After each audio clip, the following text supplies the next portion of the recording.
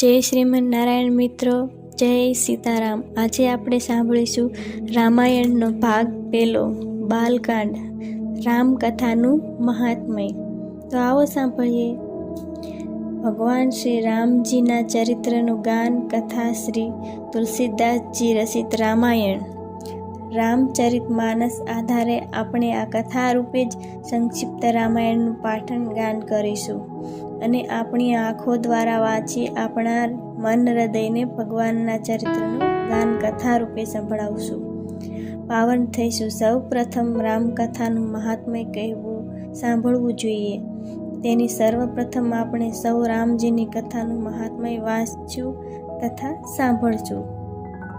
રામકથા યુગો યુગોથી સદીઓથી ગવાતી કહેવાતી જ આવી છે અને તે પણ એકની એક સોપાયેવો દોહા, છંદ તથા રામચરિત્ર તેમજ છતાં કેમ કે દિને દિને નવીનમ યુક્તિ પ્રમાણે જ્યારે પણ આપણે રામકથા સાંભળીએ વાંચીએ ત્યારે આપણે કંટાળો આવતો નથી કે નથી આવતી ઉત્પન્ન થતી અરુચિ.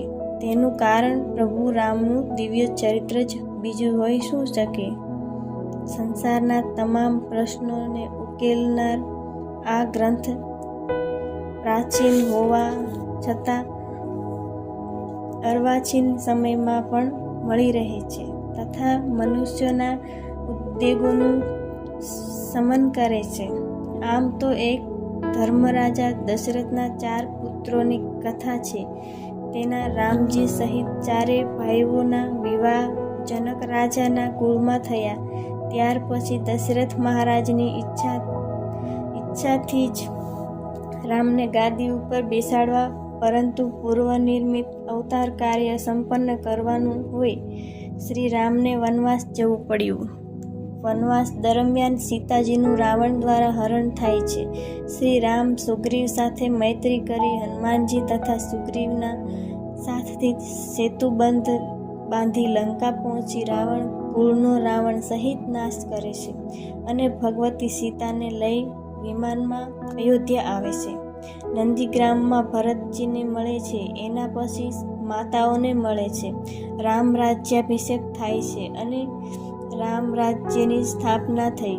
આ કથા પૂર્ણ થઈ ગઈ, પરંતુ આ કથા યુગો પર્યથી કહેવાતી આવી છે. કથા કરનારા થાકતા નથી, સાંભળનારા કંટાળતા નથી. નહીતર એકનું એક વ્યજન હોય, વાત હોય, કાર્ય હોય તો કંટાળો આવે, એમાં રુચિ ઓછી થઈ જાય. ચિંતકો અને સંતો તો એમ કહે છે કે જ્યારે જળમાં રહેતી માછલીને જળમાં રહેવાનો કંટાળો આવશે ત્યારે સૌ પ્રથમ આ કથા રામકથા શ્રવણી કંટાળશે. આ દિવ્ય કથા એ આપણા જીવનનું દર્શન છે. એ કેવળ સદ્ગુણોથી ચર્ચા કરતી નથી, પરંતુ સદ્ગુણોને ચરિતાર્થ કરે છે. આ દેશની પરંપરા છે કે આપણે તિલક કરીએ, માળા કરીએ, જપ ઇત્યાદિ કરીએ, મંદિરે જઈએ, દેવ દર્શન કરીએ તો એ આટલાથી જ વાત પૂરી થતી નથી. સદ્ગુણોથી જે વ્યાખ્યા રામકથા કરે છે તે તો સર્વતા ભિન્ન છે. સદ્ગુણોની વ્યાખ્યા રામકથા કરે છે. આ છે શ્રી રામચંદ્રજી સબરીની કુટિયામાં જઈ તેમની સામે પલાઠી વાળી બેસી જાય, એ જ સદ્ગુણોની વ્યાખ્યા છે. એક નાનામાં નાના માણસોને શ્રી રામ ગળે લગાવે છે. રીંછ વાનરો સાથે બેસાડી તેમની સાથે વાતો કરે છે. એ જ તો સદ્ગુણોની વ્યાખ્યા છે. રામકથા એ તો આજના અને ભવિષ્યની પ્રજા માટે એક અતિ આવશ્યક માર્ગદર્શનનું કાર્ય કરે છે અને કરશે. જેમ ભાષાની શુદ્ધિ માટે વ્યાકરણની જરૂર છે, તેમ મન અને જીવનની શુદ્ધિ માટે રામકથા ગાન શ્રવણ અત્યંત જરૂરી છે. જે કોઈ પણ આ રામકથાને જીવનસાત કરે, સમજી લે, તેનું જીવન શુદ્ધ થાય છે. ભાગવત કૃપાથી આવો આપણે સૌ આ રામકથા રામાયણ જે સંક્ષિપ્ત સંક્ષિપ્ત રામાયણ સંપાદિત કર્યું છે તે તેનું પાઠન કરીએ. મનથી વાંચન કરી કથા હૃદયને આત્માને સંભળાવીએ. આ અતિ દિવ્ય એવા રામચરિત લીલાને આત્મસાત કરવા પ્રયત્ન કરી જીવનનો ઉદ્ધાર કરીએ. તો આપણે સૌ પ્રથમ સાંભળીએ મંગલાચરણ. આવો રામચરિતમાનસ રામાયણના 7 સોપાન કાંડ છે. એ 7 સોપાનમાંનું બાલકાંડનું મંગલાચરણ કરતા તુલસીદાસજીએ 7 મંત્રો લખ્યા.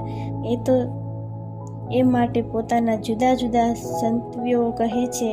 કોઈ કહે 7 મંત્રો એટલા માટે કે રામાયણના 7 કાંડ છે, તો બીજા કહે એટલા માટે આ 7 મંત્રો છે કે 7 દિવસમાંથી કોઈ પણ દિવસે રામકથા સાંભળવાનો અથવા કથા કહેવાનો અથવા તો નિત્ય પાઠ કરવા માટે કોઈ પણ દિવસે કહી શકાય.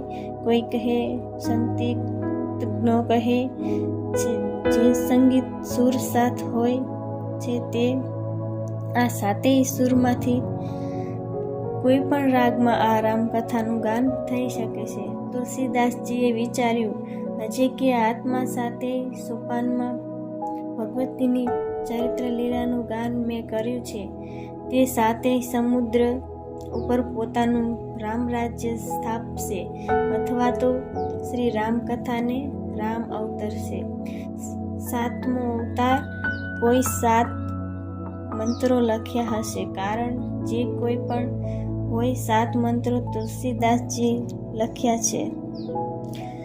સર્વપ્રથમ મંત્રમાં ગણપતિ અને સરસ્વતીની વંદના વંદે વાણી વિનાયકો કરી જીવનમાં વિનય અને વાણીની ખૂબ જ જરૂર છે. જેટલે સર્વપ્રથમ ગણપતિની અને સરસ્વતીની વંદના કરી છે, ત્યાર પછી શ્રદ્ધા અને વિશ્વાસના પ્રતીક સમા ભગવાન શંકર અને પાર્વતીની વંદના કરી. ત્યાર પછી ફરીથી ભગવાન શિવની વંદના કરી. ચોથા મંત્રમાં શ્રી હનુમાનજીની વંદના કરે છે. 5મા મંત્રમાં ભગવતીની સીતાના ચરણમાં વંદના કરે છે. 6ઠા મંત્રમાં ભગવાન શ્રી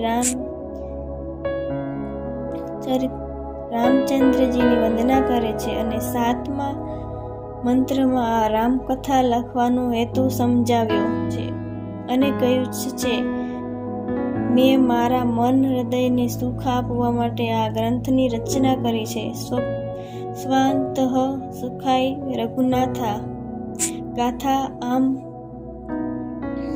પોતાના સ્વયં સુખ માટે તુલસી કહે છે કે આપણે ગ્રંથે તેટલા ભાગ કરીએ, પરંતુ ગમે એટલા ભાગ કરીએ, પરંતુ જ્યાં સુધી મનને શાંતિ ના મળે ત્યાં સુધી નકામું છે. જાણો, અંધકારમાં ફાંફા માર્યા કરીએ તેવું થાય. પ્રારંભના વેગે અથવા તો કોઈ પુરુષાર્થના વેગે સાધનો ખૂબ વધશે, પરંતુ માનવામાં અંતરની સાધના નહીં વધે ત્યાં સુધી શાંતિ નહીં મળે.